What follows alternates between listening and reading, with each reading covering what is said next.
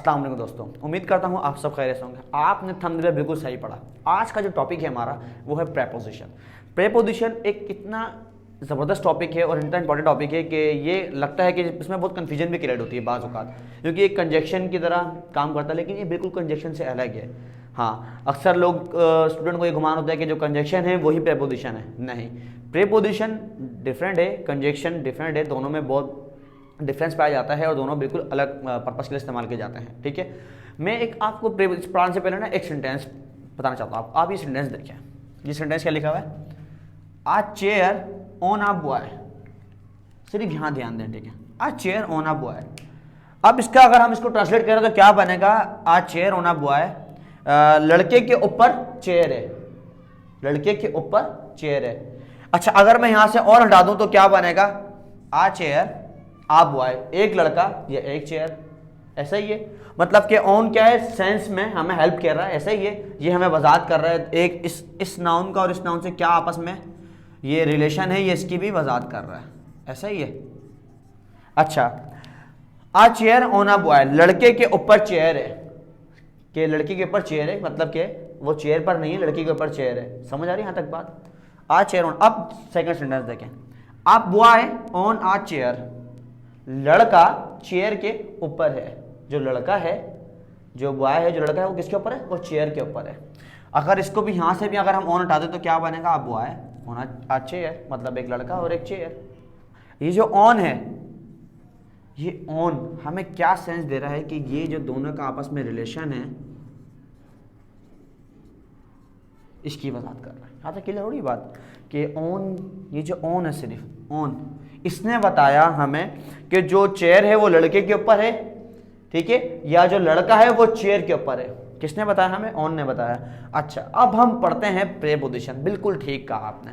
जो प्रेपोजिशन है ना, वो हमें मदद करता है एक नाउन से दूसरे नाउन के ताल्लुक को बताने में, पोजीशन को बताने में, उसका जो रिलेशन है उसकी मीनिंगफुल रिलेशन देने में ये बहुत मदद करता है। इसके एग्जाम्पल देखें, जैसे मैंने यहाँ पे लिखे हुए डेफिनेशन में। अब वर्ड्स मतलब अल्फाज विच क्रिएट मीनिंगफुल रिलेशन, क्या दें? Meaningful relation between one noun and the other. एक नाउन से दूसरे नाउन के साथ मीनिंगफुल रिलेशन हो, उसके बारे में बताएगा, वजाहत करेगा। डिस्क्राइब, उसकी वजह their, position, place, direction and manner. Simple statement है। प्रेपोजिशन वजाहत करता है एक नाउन का दूसरे नाउन से रिश्ता क्या है, उसके दरमियान में उसके ताल्लुकात कैसे हैं, ठीक है, वो जो उसकी जगह किस जगह पर है, क्या टाइम है, इसके अलावा किस डायरेक्शन में है, ठीक है, और उसके मैनर क्या क्या हैं, वो किस तरह, किस चीज़ की, किस हालात की मौजूदगी में किस तरह पर है। ये तमाम चीज़ें कौन बताता है? प्रेपोजिशन बताता है। ठीक है, अब प्रेपोजिशन हमसे अगर पूछेगा तो क्या होगा? प्रेपोजिशन डिस्क्राइब क्या करता है? Words which create meaningful relation between one noun and the other. एक नाउन से दूसरे नाउन के दरमियान में रिश्ता बताता है, ताल्लुकात बताता है, कैसे हैं कैसे नहीं है, ठीक है। और उसके अलावा मीनिंगफुल रिलेशन की बात करेगा कि दोनों के दरमियान में किस तरह का मीनिंगफुल रिलेशन है। इसके साथ साथ डिस्क्राइब करेगा वो किस पोजीशन में है, किस जगह पर है, किस डायरेक्शन में है और किस मैनर में है। यहाँ तक क्लियर है बात कि प्रेपोजिशन क्या है क्या नहीं है। एग्जाम्पल आप पहले ही देख चुके थे कि आ चेयर ऑन आ बॉय। अब प्रीपोजिशन देखें किस तरह सेंस बदलता है कि चेयर जो है वो लड़के के ऊपर है, ठीक है। अगर हम ये चेयर ऑन आ बॉय, अब मैं दूसरा सेंटेंस देखें, a boy on a chair, जो लड़का है वो चेयर के ऊपर है। ये किसने बताया हमें? ऑन ने। ये हमें ताल्लुक दूसरे एक नाम से दूसरे नाम से ताल्लुक के बारे में, उसके रिलेशन के बारे में, उसकी स्टेट या मैनर के बारे में, वो किस मैनर में है, किसने बताया? प्रेपोजिशन है। यहाँ तक क्लियर हो गई बात। मैं उम्मीद करता हूँ आपके ज़हन में कॉन्सेप्ट क्लियर हो चुका होगा कि प्रेपोजिशन है क्या। हमने प्रेपोजिशन है क्या, अच्छा अब 9 क्लास की क्लास हो, चाहे वो मैट्रिक हो, चाहे 8 हो, 1 2 3 4 5 6, ये तमाम, यहाँ तक कि इवन आपका इंटर क्या 3rd ईयर में भी ये काम आता है। प्रेपोजिशन का सवाल आपको पूछा जाता है ग्रामर सेक्शन में। ये पार्ट है ग्रामर का, ठीक है, मोस्ट इंपॉर्टेंट पार्ट है, ठीक है। इसमें बहुत मोस्ट काउंट मिस्टेक करते हैं लोग कि इसका ना इस्तेमाल सही हो नहीं पाता। जहाँ ऑन यूज़ होना होता है वहाँ हम एड यूज़ कर देते हैं, जहाँ एड यूज़ होना होता है वहाँ ऑफ यूज़ कर देते हैं। अबव कहाँ आएगा, अवर यूज़ कहाँ होगा, ये बहुत सारे ने पेचीदगी है, क्योंकि बहुत सारी चीज़ों का मतलब एक ही होता है। अबव का मतलब भी ऊपर, अवर का मतलब भी ऊपर।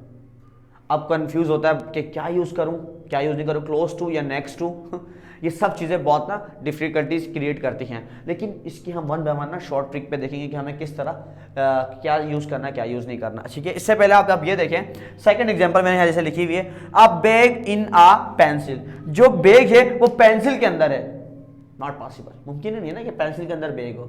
ठीक है, अब देखें, a pencil in a bag, a pencil in a bag. जो पेंसिल है वो बैग के अंदर है, किसके अंदर है, बैग के अंदर है। समझ में आ रही है बात कि सेंस दे रहा है नहीं दे रहा, प्रीपोजिशन जो है हमें सेंस भी देता है। अब ये सवाल कि सर कंजंक्शन जो होता है वो प्रीपोजिशन होता है, नहीं बेटा, देखो हमने लास्ट वीडियो में क्या सीखा था कंजंक्शन के अंदर, कि वो आपस में एक सेंटेंस को दूसरे सेंटेंस को आपस में जोड़ता है, क्या करता है, मिलाता है बेटा, वो मिलाने का काम करता है। ठीक है, लेकिन हमें प्रीपोजिशन डायरेक्शन की बात करेगा, प्लेस की बात करेगा, रिलेशन की बात करेगा, सेंस की बात करेगा, ये तमाम चीजें कंजंक्शन में नहीं होती। यहाँ तक क्लियर है बात, समझ आ गई? मैं उम्मीद करता हूं आपको 100% समझ में आ चुका होगा। अब हम प्रीपोजिशन की एग्जांपल देखते हैं, सॉरी टाइप्स देखते हैं प्रीपोजिशन की कौन कौन सी है। देखिए प्रीपोजिशन टाइप्स में हमारे पास आता है simple preposition, double preposition, compound preposition, participle preposition and phrase preposition. आपने शायद फर्स्ट टाइम सुनी हो, क्यों? जी हाँ, इससे पहले आपने ना सुनी कि प्रीपोजिशन की भी कोई टाइप्स होती है। हमें तो प्रीपोजिशन नहीं पता था कि ऑन एंड आउट, नहीं, इसके अंदर ये बेटा कैटेगरी है, कुछ सिंपल होते हैं, कुछ डबल प्रीपोजिशन होते हैं, कुछ कंपाउंड प्रीपोजिशन होते हैं, कुछ फ्रेज प्रीपोजिशन होते हैं, फ्रेज प्रीपोजिशन होते हैं। ठीक है, कुछ पार्टिसिपल प्रीपोजिशन होते हैं। यहाँ तक क्लियर है? मैं यहाँ इनकी टाइप्स की डिस्कस नहीं कर रहा। अगर आप चाहते हैं कि मैं इनकी type one by one discuss करूँ कि सिंपल क्या है, कंपाउंड क्या, तो आप मुझे जरूर कमेंट सेक्शन में कमेंट्स करें, मैं आपको वन बाय वन इसकी एक्सप्लेन कर दूंगा। लेकिन फर्स्ट हम ये सीखते हैं कि प्रीपोजिशन वर्ड्स। अब प्रीपोजिशन वर्ड्स कौन कौन से होते हैं हम इसके समझते हैं। देखें, at, power, on, for, in, of, by, to, above, upon, before, beside, close to, about, next, next to, along, from, below, around, under, near to, with, without, until, tomorrow, toward, among। इसके अलावा और भी हैं बेटा, इसके अलावा और भी प्रीपोजिशन होते हैं। इसमें मिक्स किए हैं मैंने, कुछ सिंपल हैं, कुछ कंपाउंड है, कुछ पार्टिसिपल हैं, इसमें मिक्स किए हैं, इसमें ये बिल्कुल डिफरेंट नहीं है। लेकिन आज हम जो इस वीडियो के अंदर कंप्लीट सीखेंगे, कंप्लीट गाइडलाइन हम जो मैं आपको बताऊंगा कि ऑन का इस्तेमाल, आपने ऑन का इस्तेमाल कहाँ करना है और किन किन जगहों पर करना है, मैं आपको वो कंप्लीट बताने वाला। ठीक है, आप देखें फॉर एग्जाम्पल यहाँ पे लिखा हुआ है on use to express a surface of something specified days. किसके लिए होता है? स्पेसिफाइड डेज, डेट, अच्छा, indicates device, machine, parts of body and state of something. ठीक है, अब आप समझे कि ये कहाँ का समुद्र है। एक्सप्रेस मतलब कि कोई चीज, ऑन का समझ होगा जब कोई चीज सतह को, मतलब कोई चीज सतह को, किसी सतह को छू रही होगी, किसी सतह पर होगी। ठीक है, यदि सतह पर होगी, किसी सतह को छू रही होगी, जब इस्तेमाल होगा। इसके अलावा स्पेसिफाई मतलब मखसूस दिन या मखसूस तारीख की वजाहत करने के लिए। मखसूस दिन, जी देखिए गौर से देखिए, मखसूस डेज एंड मखसूस डेट। ठीक है, मखसूस दिन। और इंडिकेट निशानदेही करेगी किसकी? किसी डिवाइस की, मशीन की या पार्ट ऑफ बॉडी की।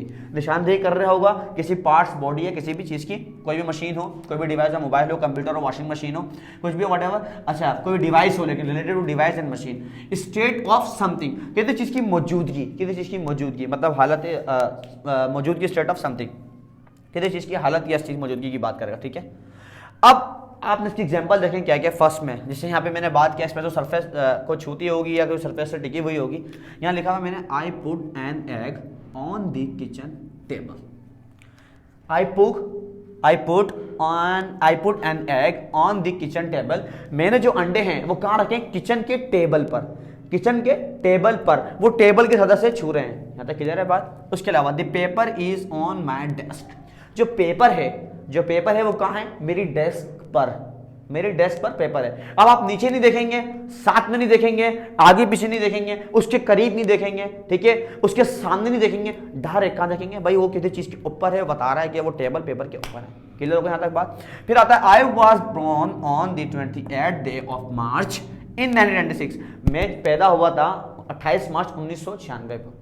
ठीक है, मैं कब पैदा हुआ था? 28 मार्च 1996 को। ठीक है, my favourite movie will be on TV tonight. मेरी जो पसंदीदा टीवी है वो आज रात को टीवी पर आएगी टुनाइट। ठीक है, he is on the phone right now. वो अभी फोन पर है। वो कहाँ है अभी? वो फोन पर है, मतलब वो बिजी है, वो फोन पर। He is busy on right now, he is on the phone right now. ठीक है, the building is on fire. जो बिल्डिंग है वो क्या है? वो आग में जल रही है। ठीक है, वो आग में पूरी झुलसी हुई है। The stick hit me on my shoulder. Everything in this store is on sale. जितना भी स्टोर में जो कुछ भी मौजूद है वो सब क्या है, सेल पर दस्तयाब है, ठीक है, वो सेल पर है। यहाँ तक क्लियर है। मैं उम्मीद करता हूँ ये वीडियो तमाम स्टूडेंट्स के लिए बहुत हेल्पफुल होगी। और ऑन से रिलेटिव किसी को कोई क्वेश्चन नहीं रहेगा। अगर किसी को कोई क्वेश्चन है कि ऑन अभी भी ना समझ में नहीं आया तो मुझे कमेंट्स करें, मैं इन्हें और तफसील से बताऊंगा। और आप अपने दोस्तों के साथ, अगर आपको लगता है कि ये वीडियोस हेल्पफुल है आपके फ्रेंड्स के लिए, किसी के लिए, तो ज़रूर शेयर करें। जल्द हाजिर होंगे अपने वीडियो के साथ। अपना ख्याल रखिएगा। जब तक के लिए अल्लाह हाफिज़।